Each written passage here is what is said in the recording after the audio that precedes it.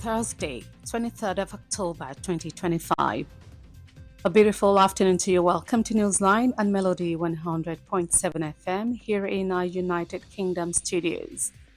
I am Elizabeth Awoku. Let's dive into the headlines. FG pledges solar power for hospitals, varsities, says ECN boss. Senate pushes INEC to defend election results. Nnamdi Kanu's lawyers withdraw from case. And on the foreign scene, China opposes new US sanctions on Russian oil firms.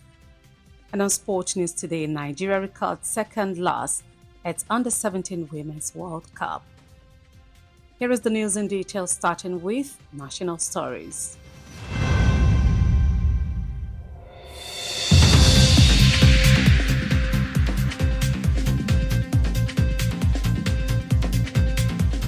The Energy Commission of Nigeria, ECN, has reaffirmed the federal government's commitment to tackling electricity challenges in public hospitals and universities through increased investment in renewable energy. The Director General of the ECN, Dr. Mustafa Abdullahi, disclosed this in a statement issued on Thursday to mark his 2 years in office. He said the renewed Hope Solarization project under President Bola Tinubu's administration has accelerated the deployment of 2 megawatt solar hybrid systems in public institutions across the country.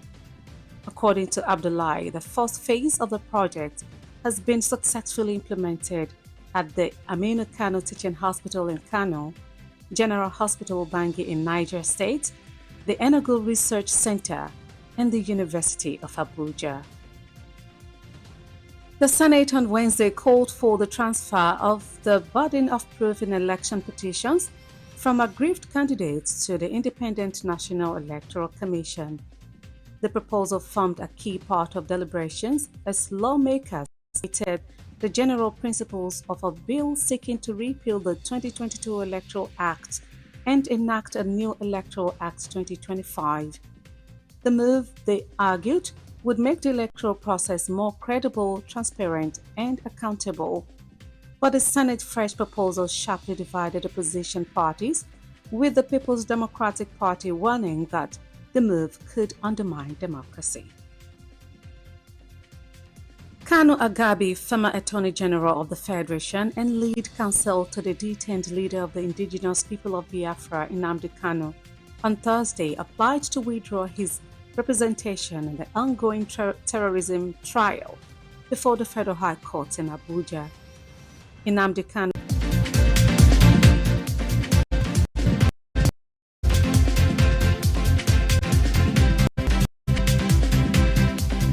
Melody 100.7. Doing business without advertising is like winking at a girl in the dark. Do not be like a potential bachelor who is busy cutting an eye for a beautiful lady in a very dark room. Give your business the much needed publicity it deserves. Come do business with us by advertising your goods and services on Melody 100.7 FM Ibadan, and let's use our platform to uplift your own. Advertise with us by contacting our marketing department at number 2 MB Makpaderu Street, Bodewasimi, Basharun, Ibadan, Oyo State, Nigeria. Telephone 0915 500 107. That is 0915 500 1007. You can also follow us on all our social media platforms at Melody 107 FM. At Melody FM Ibadan, we help make your business to blow yaga yaga. Melody FM, your real home of entertainment. Stay cool. This Melody. Melody FM 100.7.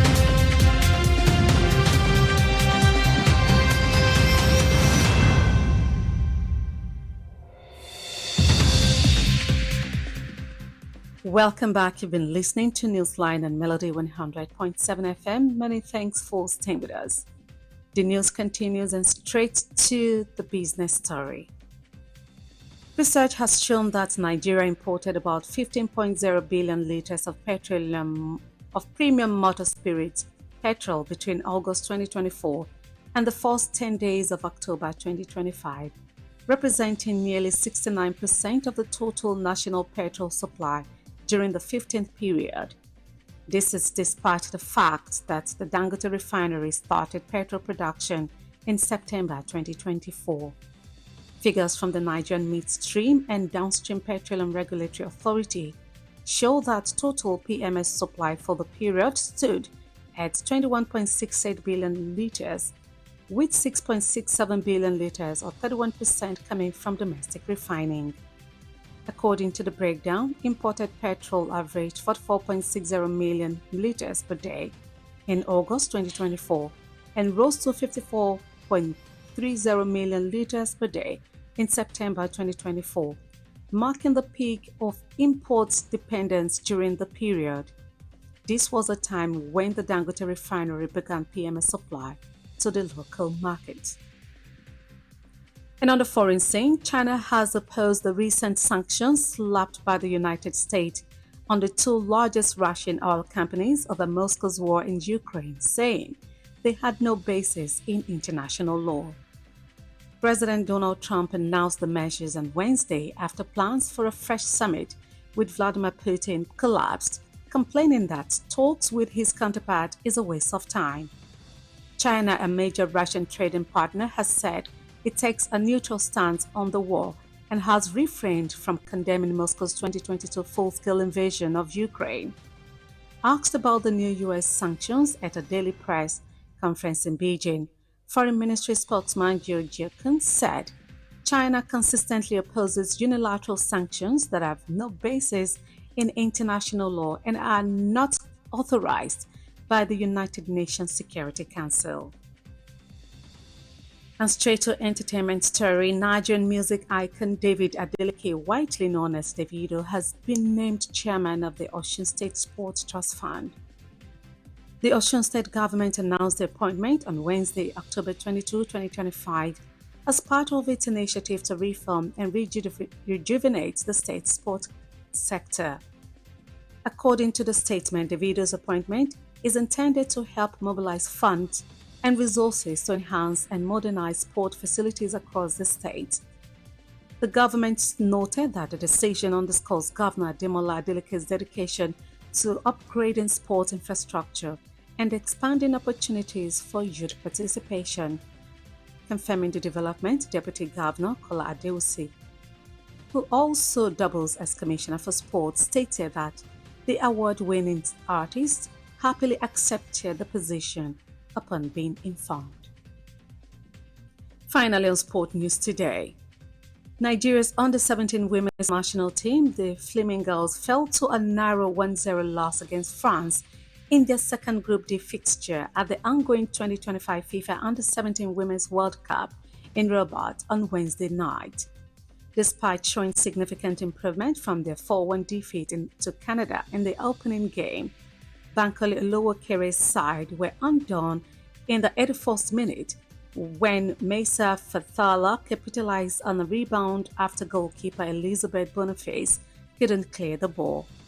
The Flamingos began the match with energy, pressing high and displaying better defensive organization against the French. They created several good opportunities but couldn't find a breakthrough as France's defense and goalkeeper held firm. The loss means the Flamingos will need to secure a victory in the final group match against Samoa on Saturday, October the 25th, to keep their hopes of advancing to the knockout stage alive as one of the best third-placed teams. Before we end Newsline this afternoon, here is a recap of the major point. FG pledges solar power for hospitals, varsities, says ECN boss. Senate pushes INEC to defend election results. Nnamdi Kanu's lawyers withdraw from case. And on the foreign scene, China opposes new U.S. sanctions on Russian oil firms. And on sports news today, finally, we told you that Nigeria records second loss at Under-17 Women's World Cup. We've come to the end of Newsline on Melody 100.7 FM. Kindly join us on our social media platforms for more news stories and excellent programming. Newsline was compiled and produced by Kidirat Hakim Apampa and Popola Egunfemi. Edited by Eyitayo Olushola. I am Elizabeth Awoku. Adenike Adesoye is right here with the Yoruba version of the news. Good afternoon and many thanks for listening.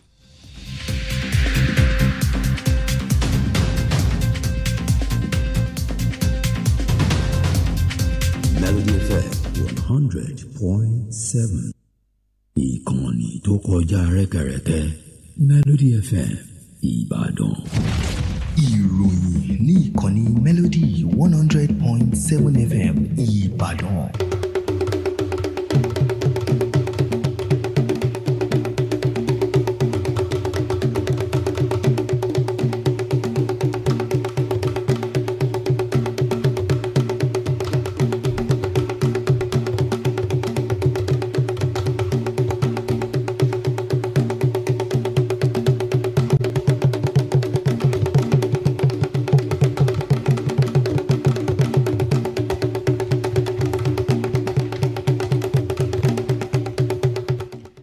Mo kí yín ẹ káàsán àsìkò ṣẹlẹ̀ látàárọ̀ àkójọpọ̀ ìròyìn ló ń dé sí etí gbọ̀nyìn láti ìkànnì Melody 100.7 FM Ìbàdàn.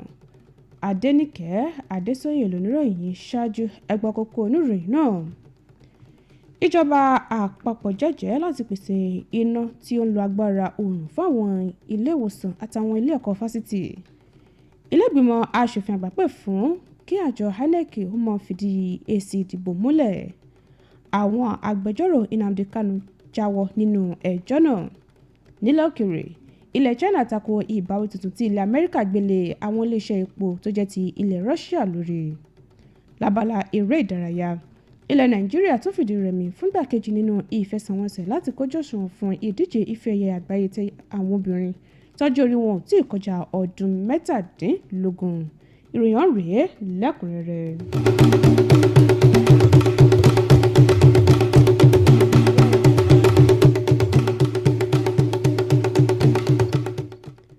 Àjọ tó mójútó ohun afúnálágbára nílẹ̀ yìí ti fìdí àmúlẹ̀ pé ìjọba àpapọ̀ farajìn fún yíyanjú ìdojúkọ ìdákúrekú iná ọba láwọn ilé ìwòsàn àtàwọn ilé ẹ̀kọ́ fásitì tó jẹ́ ti ìjọba nípasẹ̀ ìdókòwò sí inú ohun afúnálágbára tí ó ṣe sọdọ̀tun.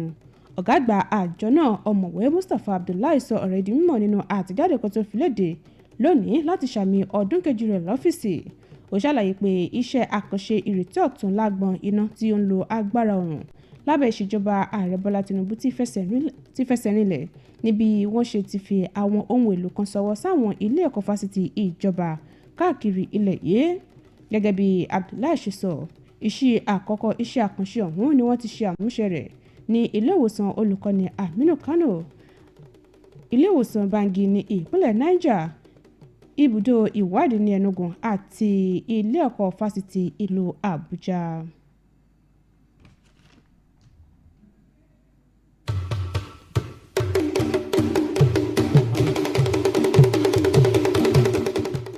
Wáyé o, ilé ìgbìmọ̀ aṣòfin àgbà lánàá ti pè fún kíkọ́ nípa fún àjọ elétò ìdìbò nílẹ̀ yìí INEC láti máa fìdí èsì ìdìbò múlẹ̀ nínú àwọn ìpẹ̀jọ́ táwọn olùdíje Tinubu bá pè.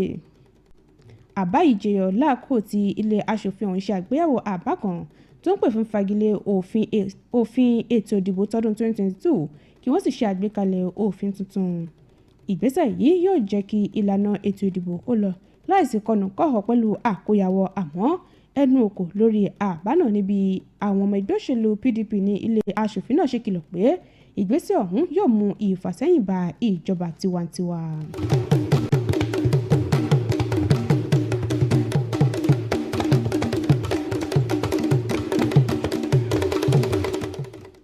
Kanu Agabi tó jẹ́ agbẹjọ́rò àgbà fúnlẹ̀ yìí tẹ́lẹ̀ rí tó tún jẹ́ olórí ikọ̀ agbẹjọ́rò fún adarí ikọ̀ tó ń pè fún ìdásílẹ̀ ilẹ̀ Biafra eyín Nnamdi Kanu lónìí ti kọ̀wé láti jámi nínú ṣíṣojú Kanu nínú ẹjọ́ ìgbésùnmọ̀mí tí ó ń kojú ní ilé-ẹjọ́ gíga ìjọba àpapọ̀ nílùú Àbújá.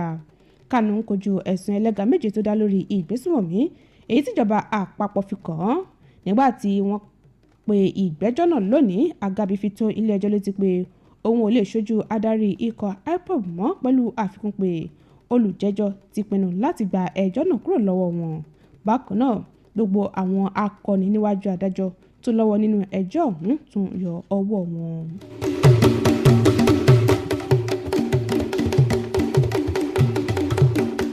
Àkójọpọ̀ ìròyìn lẹ́ ń gbọ́ lọ́wọ́ láti ìkànnì Melody 100.7 FM Ìbàdàn. Ìròyìn tẹ̀síwájú láìpẹ́.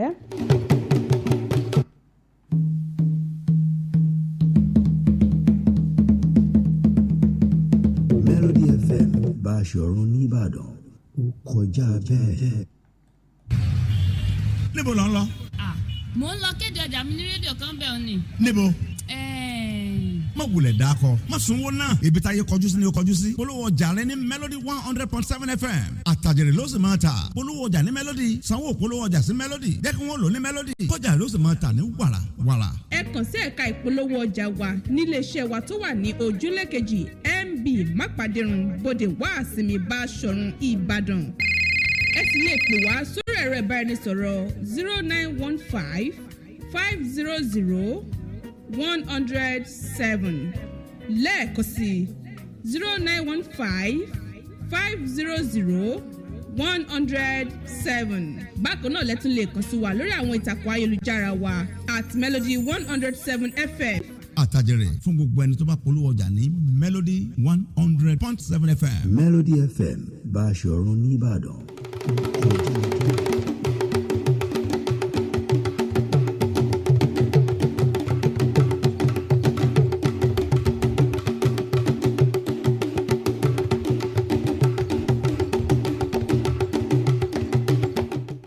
Ẹ káàbọ̀ padà. Àkójọpọ̀ ìròyìn tẹ̀síwájú. Lábala okòwò, ìwádìí ti fi hàn pé ilẹ̀ Nàìjíríà gbé epo bẹtiró jálá bílíọ̀nù 15 ó lé díẹ̀ wọlé láàrin oṣù kẹjọ ọdún 2024 sí ọjọ́ mẹ́wàá àkọ́kọ́ nínú oṣù kẹwàá ọdún 2025, tí èyí sì ṣe àmì ìdá 99 ó dín díẹ̀ nínú àpapọ̀ epo tí orílẹ̀-èdè yìí lò láàrin oṣù márùndínlógún ọ̀hún. Bó tilẹ̀ jẹ́ pé ẹ̀bù ìfọpo Dangote ti bẹ̀rẹ̀ sí ní pèsè epo láti oṣù kẹsàn-án ọdún 2024. Òǹkà tí àjọ tí ó ń rí sọ́rọ̀ wíwa epo nílẹ̀ yìí NMDPRA fi léde fi hàn pé àpapọ̀ epo tó jáde jẹ́ bílíọ̀nù 22 ó dín díẹ̀ jálá epo, tí ìdá 31 nínú rẹ̀ sì wá láti orílẹ̀-èdè yìí.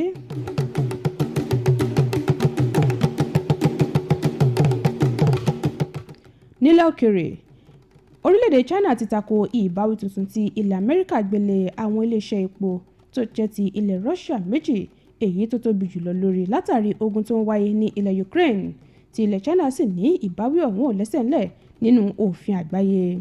Ààrẹ Donald Trump kéde ìbáwí yìí lánàá lẹ́yìn tí èròǹgbà láti ṣe ìpàdé pẹ̀lú Vladimir Putin tó jẹ́ ààrẹ ilẹ̀ Russia forí ṣánpọ́n, pẹ̀lú àfikún pé bí ìfàkókòṣòfò ní ìpàdé náà yóò jẹ́. Orílẹ̀-èdè China tó jẹ́ olùbádókòwò kan gbòógì pẹ̀lú ilẹ̀ Russia sọ pé òun ò fi síbì kankan lórí ọ̀rọ̀ ogun tó ń wáyé, tí kò sì fi bẹ́ẹ̀ kó rojú sí ìlú Moscow lórí ìkọlù rẹ̀ sí orílẹ̀-èdè Ukraine.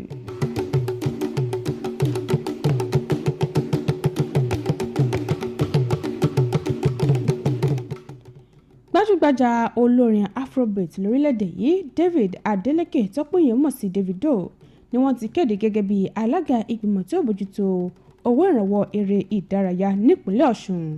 Ìjọba ìpínlẹ̀ Ọ̀ṣun kéde ìyànsípò rẹ̀ lánàá Ọjọ́rú gẹ́gẹ́ bí ara ètò láti tún ẹ̀ka eré ìdárayá nípínlẹ̀ Ọ̀ṣun sọ bí ẹni sọgbà.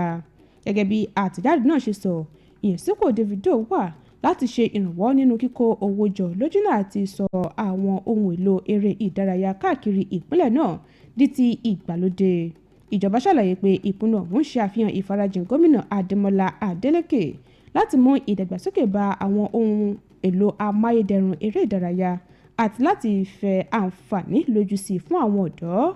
Nígbà tó ń fìdí ọ̀rọ̀ náà múlẹ̀, igbákejì gómìnà Kọ́lá Adéwùsì ẹni tó tún jẹ́ kọmíṣánná fọ́rọ̀ eré ìdárayá nípínlẹ̀ náà ṣàlàyé pé gbajúgbajà olórin yìí fi tẹ̀rín tọ̀yàyà tẹ́wọ́ gba ipò náà ní kété tí wọ́n fi tó létí.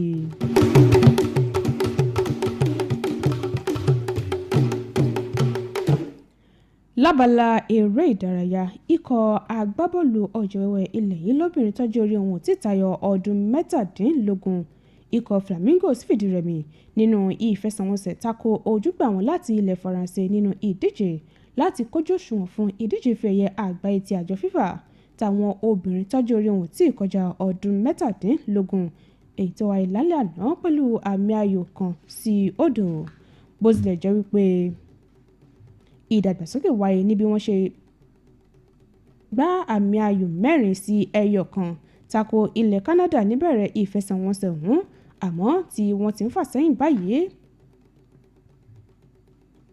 wọ́n bẹ̀rẹ̀ ìfẹsẹ̀wọnsẹ̀ alẹ́ àná pẹ̀lú ìtara tí wọ́n sì rí ọ̀pọ̀lọpọ̀ àǹfààní láti mí àwọn àmọ́ tí ilẹ̀ Faransé ò fún wọn láàyè bó ti wù kó mọ̀. ìjákulẹ̀ yìí túmọ̀ sí wípé ikọ̀ Flamingos gbọ́dọ̀ jáwé olúborí nínú àṣekágbá ìdíje wọn tako Samoa èyí tí ó wáyé lọ́jọ́ àbámẹ́ta ọjọ́ 25 oṣù kẹwàá ọdún yìí.